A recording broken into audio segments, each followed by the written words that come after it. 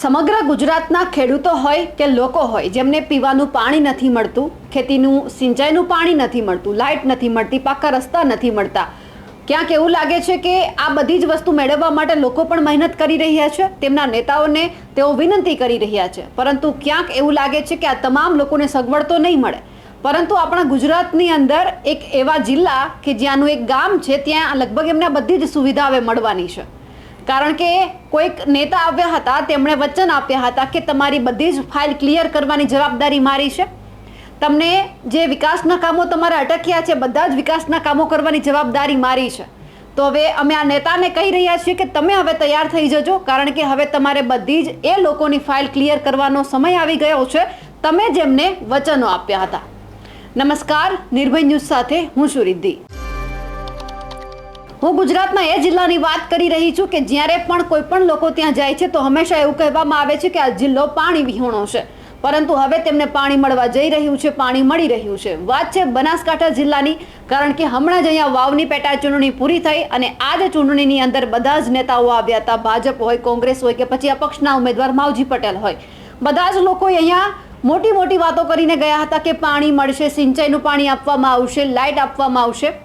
અને એ જ દરમિયાન વાવની તમને લગભગ એક ઘટના યાદ હશે. રાધાનેસડા ગામની અંદર અચાનક લોકોએ ચૂંટણીનો બહિષ્કાર કર્યો અને કહેવામાં આવ્યું કે પહેલાં અમને પીવાનું પાણી આપો, પછી જ અમે ચૂંટણીમાં મતદાન કરવા માટે જઈશું.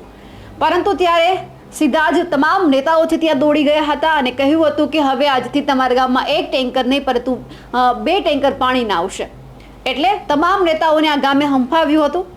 અને એ પછી આપણા જ માનનીય નેતા અલ્પેશ ઠાકોર એવું કહ્યું હતું કે હવે તમામ ફાઇલ ક્લિયર કરવાની જવાબદારી મારી છે, વિકાસના કામો કરાવવાની જવાબદારી મારી છે. તમારે કેવા નેતા જોઈએ છે, જે રજૂઆત કરે એવા નેતા જોઈએ છે કે પછી કામ કરે એવા નેતા? કે આપણા સ્વરૂપજી ઠાકોર છે તે કામ કરે એવા નેતા છે. એટલે હવે અલ્પેશ ઠાકોર અને સ્વરૂપજી ઠાકોર આમ બંને તૈયાર થઈ જાઓ, કારણ કે તમે જે વાત કરી હતી એ તમારે હવે કામ કરવાના છે. क्या उम्मीदवार નું વજન 100 કિલો છે અને ત્યાં જઈને રજૂઆત કરશે. હવે તમારે રજૂઆત કરે એવો લાવો છે કે કામ કરે એવો લાવો છે? આ તમને કહું, સ્વરૂપજી ઠાકોર આવશે તો રજૂઆત નહીં, સીધું કામ. એ ઉમેદવાર તમને વાત કરવા આવ્યો.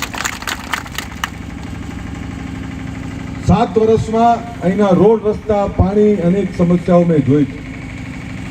સરકાર જોડે યોગ્ય વાતનો અભાવ, સરકાર જોડેથી કામ કરાવવાનો અભાવ આ મેં નજરે જોયું છે. નહીંતર રાજ્ય સરકાર જોડે કખૂટ નાના છે. તમે સારી રીતે વ્યવસ્થિત સરકારમાં રજૂઆત કરી હોત, વાત કરી હોત તો તમારા જે કંઈ ખૂટે છે કામ એ ખૂટતા ના હોત.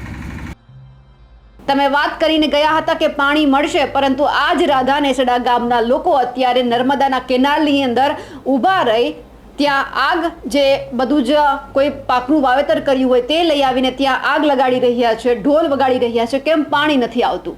નર્મદા કેનાલના જે તંત્રના અધિકારીઓ છે તે ક્યારે જાગવાના છે? અહીંયા અમે સવાલ એ લોકો વતી કરી રહ્યા છીએ, કારણ કે ત્યારે તમે એમને અનેક એવા વચનો આપ્યા હતા, વચનોથી ભરમાવ્યા હતા અને કહ્યું હતું કે રજૂઆત કરેવા જોઈએ છે કે કામ કરેવા.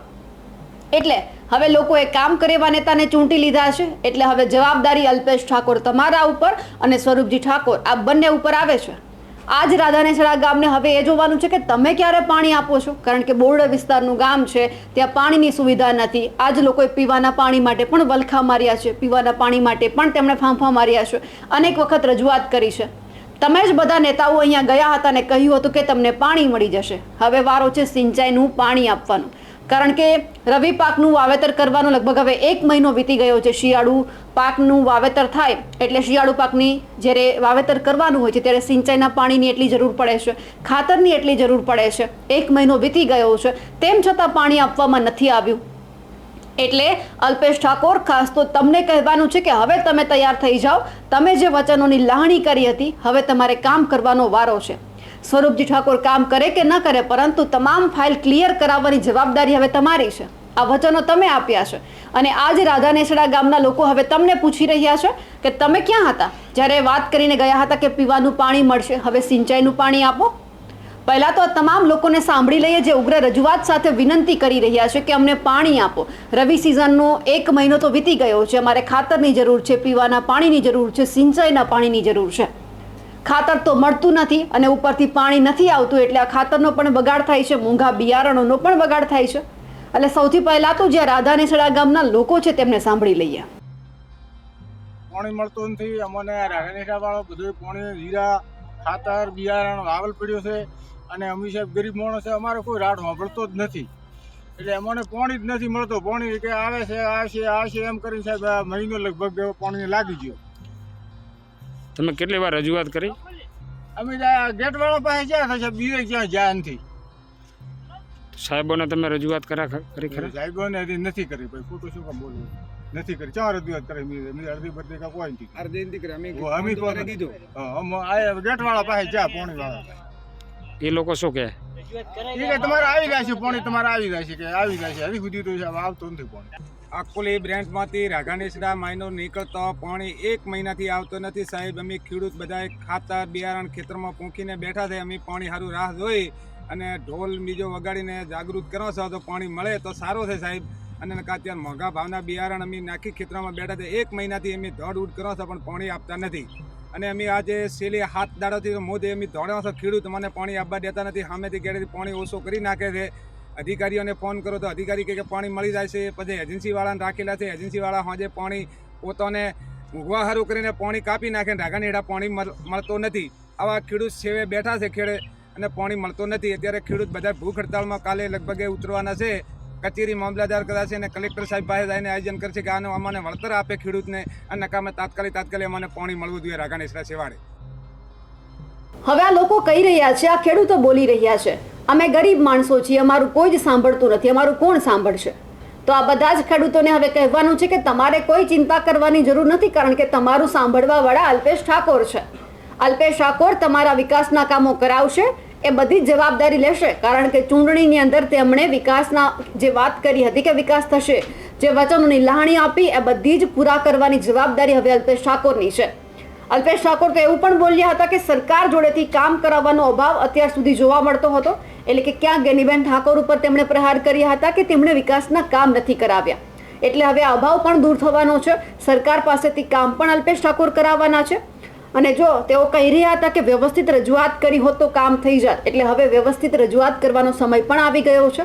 એટલે સ્વરૂપજીને પણ વિનંતી છે કે તમે વ્યવસ્થિત આ રજૂઆત કરજો, જેથી કરી તમારા જે આ બધા લોકો છે વાવની પેટા ચૂંટણીમાં તમને જેણે જીતાડીને મોકલ્યા છે એ બધા જ લોકો અત્યારે તમારી પાસે માંગી રહ્યા છે કે અમારા વિકાસના કામ કરાવે. જ્યાં જ્યાં વિકાસ નથી ત્યાં વિકાસની વાતો તમે કરી છે એ વિકાસ પણ હવે તમે કરાવજો. એટલે આ તમામ ખેડૂતોને કહેવાનું કે હવે તમારે માંગણી કરવાની છે તો અલ્પેશ ઠાકોર પાસે કરવાની છે. કારણ કે બધી જ ફાઇલ ક્લિયર કરાવવાની વાત આજ અલ્પેશ ઠાકોરે કરી હતી, જેઓ ચૂંટણી પ્રચારમાં સ્વરૂપજી ઠાકોરની પડખે ઊભા રહી અને આ બધી જ વચનોની લાહણી કરતા હતા. અત્યાર સુધી હવે તમે સહન કર્યું છે, હવે વારો છે અલ્પેશ ઠાકોરનો, કારણ કે કામ હવે અલ્પેશ ઠાકોરે કરાવવાનું છે. ભલે તમારા ધારાસભ્ય સ્વરૂપજી ઠાકોર હોય, પરંતુ કામની જે વચનોની લાહણી કરવા માટે આવ્યા હતા તે અલ્પેશ ઠાકોર હતા. એટલે હવે અલ્પેશ ઠાકોરને તૈયાર રહેવું પડશે આ બધા જ કામ કરવા માટે. જે રીતે આ ખેડૂતો હવે સિંચાઈના પાણીની માંગણી કરી રહ્યા છે, હવે એ જોવાનું છે કે આ તમામ નેતાઓ જે વચનો આપવા માટે આવ્યા હતા તે ક્યારે આ લોકોનું સાંભળે છે. આશા રાખીએ કે જલ્દીથી આ લોકો સાંભળે અને જે વિકાસની વાતો અત્યારે કરી રહ્યા છે તેમાં થોડો ઘણો ફાળો આ લોકોને પણ આપે. અમારા અહેવાલને લઈને આપનું શું કહેવું છે કમેન્ટ કરીને ચોક્કસથી જણાવજો. સાથે જ અમારી નિર્ભય ન્યૂઝ ચેનલને લાઇક, શેર અને સબસ્ક્રાઇબ કરવાનું ભૂલશો નહીં. નમસ્કાર.